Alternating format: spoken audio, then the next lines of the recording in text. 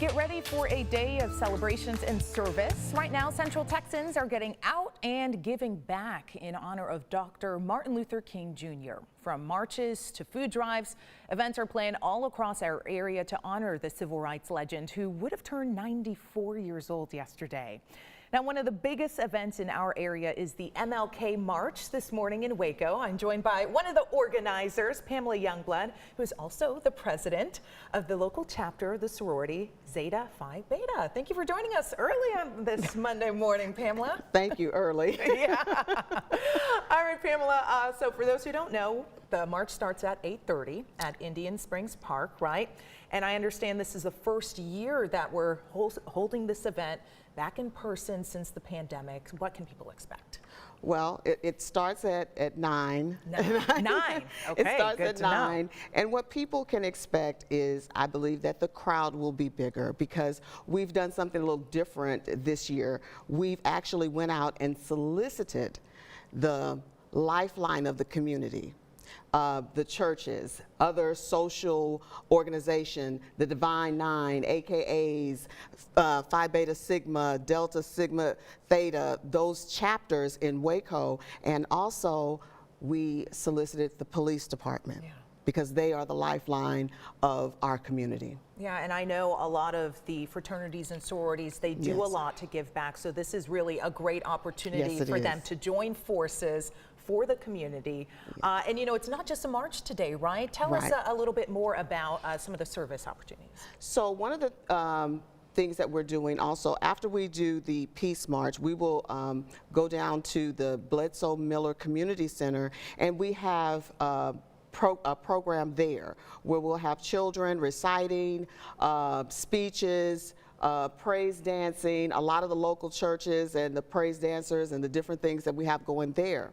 The other opportunities that we have are we're going to go to the local garden in Waco and help clean the garden and clean up and do some planting there.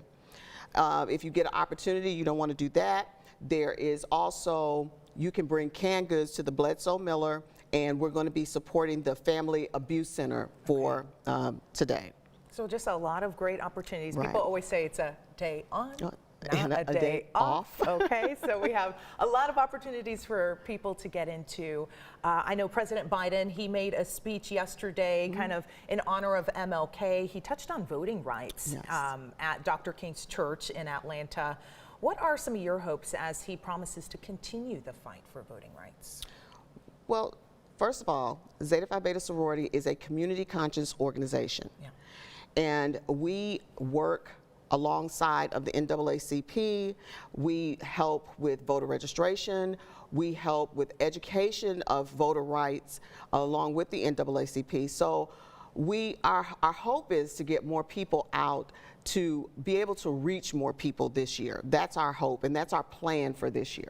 Yeah, more people and more informed voters, right? Correct. About what the issues are and just about the process in general. Yes. I understand that, Pamela. Now, I know you said your organization is all about serving the community. How has Dr. King inspired your mission? You know, Dr. King has inspired us, and I honestly think he would be proud. The Peace March, and our theme is Banner for Change. Yeah. Dr. King, when he marched, it was the churches.